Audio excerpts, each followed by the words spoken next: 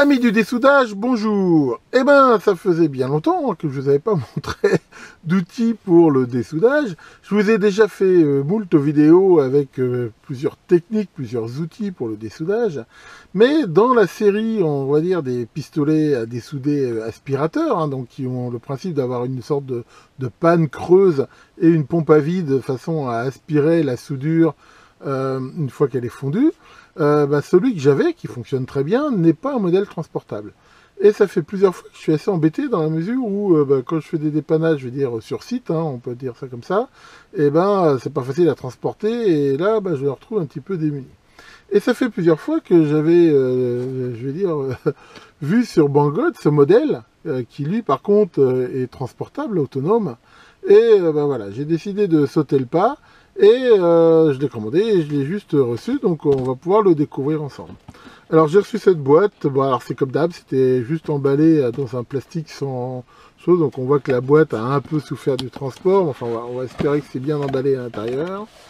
Donc on le découvre vraiment ensemble. À l'intérieur nous avons une notice manifestement en mandarin pur jus, avec une vue éclatée et tout, donc c'est génial, mais bien sûr, ne parlons pas chinois, c'est pas très facile. Maintenant, je rappelle qu'il existe un site, il faudrait que je le retrouve, on le trouve sur Google, où en scannant ça, on arrive quand même à avoir une sorte d'OCR et à le traduire. Enfin voilà. Peut-être aussi qu'en cherchant, on trouverait la notice en anglais, en français, j'y crois pas trop. Donc là, on a juste une mousse comme ça. L'appareil en lui-même. Voilà. Donc a priori, l'avantage, c'est qu'il a l'air d'être en bon état. On va regarder ça de plus près. Et une boîte qui contient manifestement un support, voilà, qui permet de le poser. Parce qu'en effet, quand il est chaud, on peut pas sans doute le poser sans faire fondre ou quoi que ce soit. Et nous avons aussi une petite boîte d'accessoires, à savoir des tiges qui permettent généralement de déboucher et des filtres de rechange. Voilà. Ah bah non, je ne sais pas si vous entendez, là, il y a énormément de vent dehors. Donc, et là, nous avons aussi, apparemment, voilà, cette petite éponge. Je pense que c'est fait pour se mettre comme ça et mettre l'éponge dedans. Alors, nous allons regarder l'appareil un petit peu plus en détail. Donc là, je dois dire qu'au niveau emballage, c'est un peu limite, parce qu'il y a plus de la mousse dessus et dessous. Donc, oui, c'est costaud et il n'a pas l'air d'être endommagé, mais c'est quand même un petit peu limite. Sinon, l'appareil en lui-même, lui, par contre, a l'air plutôt bien, on l'a bien en main. Donc, on voit là une gâchette, là, un réglage de température, et une prise, qui, elle, par contre, est une prise chinoise. Donc là, il faut soit utiliser un adaptateur, soit, ce que je vais probablement faire, mettre une prise, on va dire, européenne. Et nous avons le système d'aspiration. Donc là, c'est toujours assez classique. Voilà, hein, ça permet, on peut l'enlever comme ça pour le nettoyer. Et là, il y a la pompe à vide. Bon, et ben, j'ai changé la prise, hein, comme on peut le voir, voilà, par une prise européenne.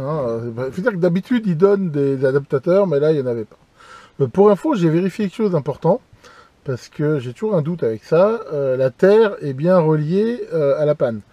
Hein, je l'ai testé et ça c'est plutôt une bonne chose parce que j'ai déjà vu des fois ce genre de problème. Donc ça c'est plutôt un gage assez intéressant.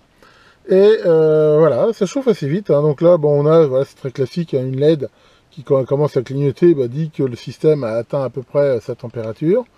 Que là j'ai réglé pour info, voilà, à 440 degrés. Et voilà, on voit que quand on le met en route, on voit ici la pompe. Hein, on voit que c'est une pompe à deux pistons qui fait ici l'aspiration.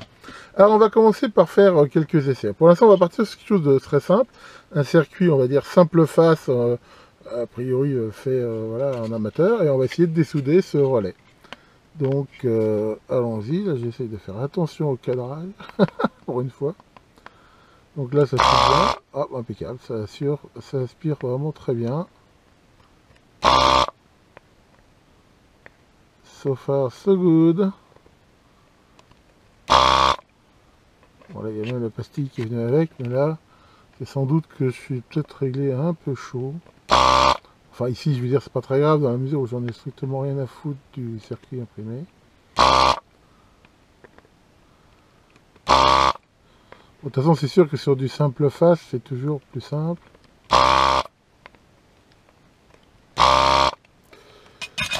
Donc voilà. Alors, vraiment, ça le fait bien. Et là, le relais vient tout seul. Et il est absolument pas endommagé. Donc là, c'est plutôt un test très encourageant. Donc maintenant, on va faire un essai sur ce circuit ici, double face. Voilà, trou métallisé, un circuit assez ancien que je vous avais montré dans un colis de fan. Et on va essayer, tiens, par exemple, de démonter ici les ponts dresseurs. A priori, ça le fait bien aussi.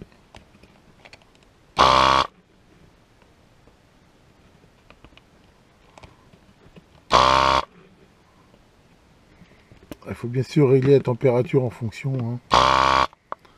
Voilà. Et donc là, normalement, je devrais pouvoir le retirer facilement. Voilà. Impeccable.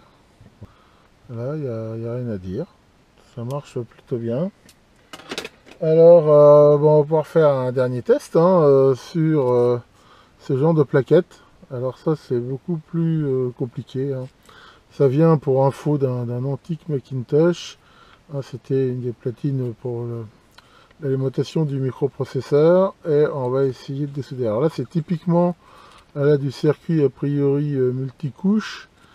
Et avec des pattes assez fines. Alors allons-y. Sur le multicouche, souvent, il faut chauffer plus.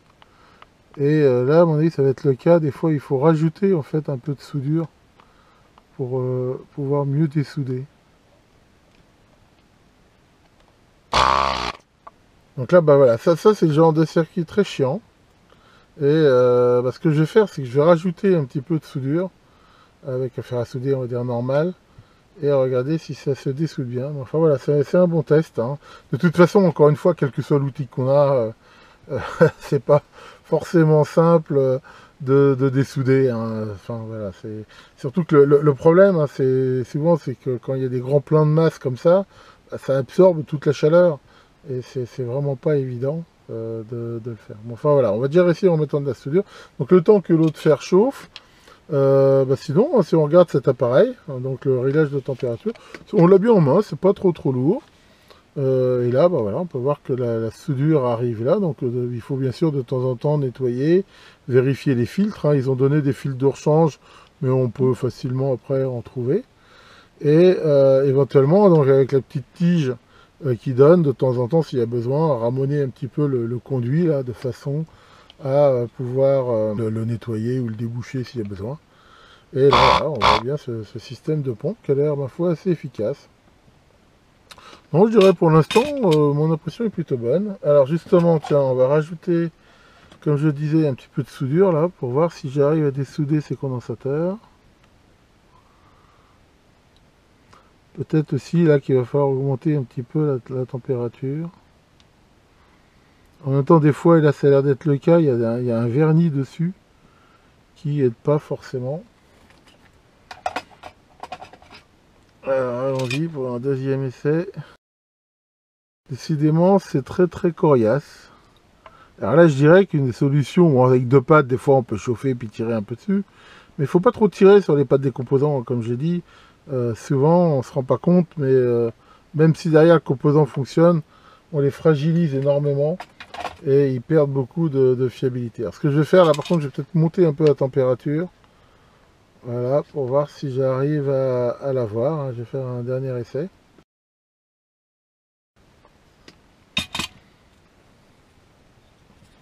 Bien, j'ai fini par l'avoir, mais vraiment avec beaucoup de mal. Mais voilà, bon, enfin ça, je dirais c'est le meilleur des tests quelque part sur ce genre de circuit. C'est sans doute les plus durs à dessouder. Par contre, voilà, on voit quand même que ça fait quelque chose de propre ici. Et ça, c'est quand même intéressant. Donc, tiens, on va essayer de dessouder la self là pour voir. Là, des fois, faut pas hésiter quand même sur ce genre de circuit à chauffer plus longtemps. dans la mesure où il faut vraiment que toute la soudure fonde bien tout le long du trou métallisé pour pouvoir décider efficacement.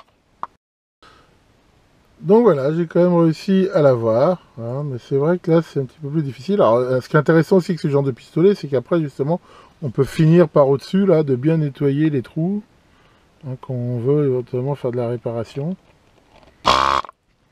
Voilà.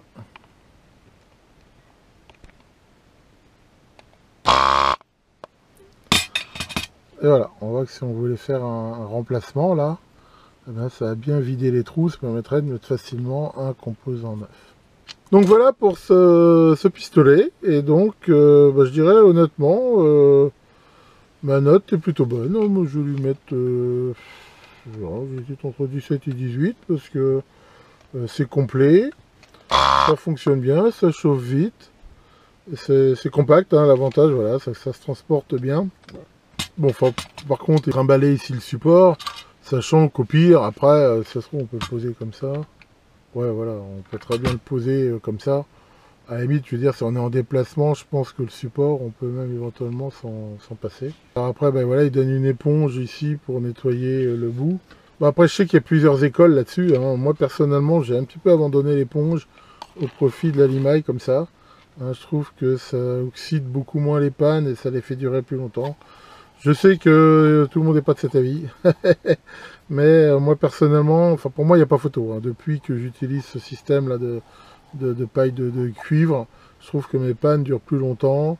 En plus on ne se fait pas chier avec de l'eau, les éponges et tout ça. Chacun voit midi à sa porte, mais j'en suis très très content. Voilà pour cette tangère. Là par contre j'y vois quand même un petit défaut, c'est pas la mort, mais l'interrupteur ici ne fait que fonctionner la pompe. Il reste branché au niveau du système chauffant à cet endroit-là. Ce qui veut dire que si on a fini d'utiliser, on est obligé de le débrancher. On ne peut pas le laisser brancher à poste. Bon, c'est pas non plus la mort. Maintenant, on peut facilement, je pense, si c'est gênant, rajouter ici sur le câble un petit interrupteur poire ou un truc comme ça. Je pense que ça peut se bricoler. Mais voilà, c'est pour moi un des points, je vais dire, négatifs de ce truc. Maintenant, d'un autre côté, comme j'ai dit, je le destine plutôt à du dépannage, on va dire, mobile.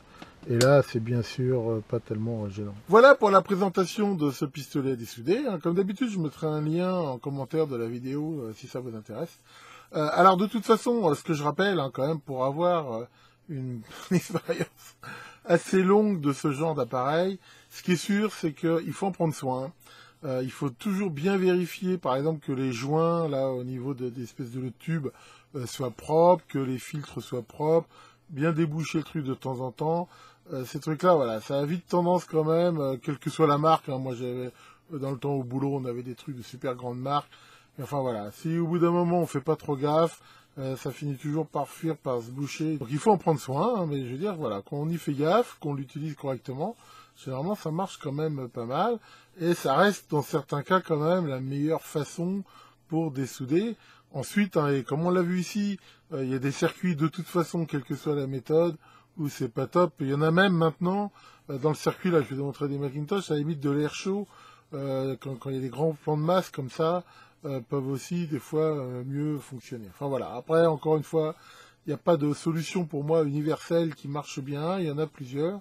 Maintenant, pour beaucoup de composants, surtout pour les condensateurs, qu'on a tendance à changer quand même souvent sur des circuits, ça marche quand même plutôt bien, sachant qu'en effet, s'il n'y a pas trop de soudure, des fois ça peut être une bonne idée de redonner un petit coup de fer avant pour chauffer. En plus, si c'est de la soudure sans plomb, le fait de mettre de la soudure plombée dessus, ça fait généralement baisser la température de fusion de l'alliage global, technique, là, et donc des fois ça se dessoude un petit peu mieux. Et tiens, Maurice, qu'est-ce qui t'arrive? T'es déçu. Pourquoi t'es déçu? T'as voulu faire une bonne action. Eh ben alors, pourquoi t'es déçu? C'est parce que t'as voulu donner du sang. Oh bah c'est gentil, et alors? T'as eu plein de questions galères. C'est à qui ce sang? D'où il vient? Pourquoi il est dans un seau? Bon, no comment. Là-dessus, que l'affreux pompe dure des mondes et des soudages aspire bien vos soudures, et à très bientôt pour de nouvelles vidéos.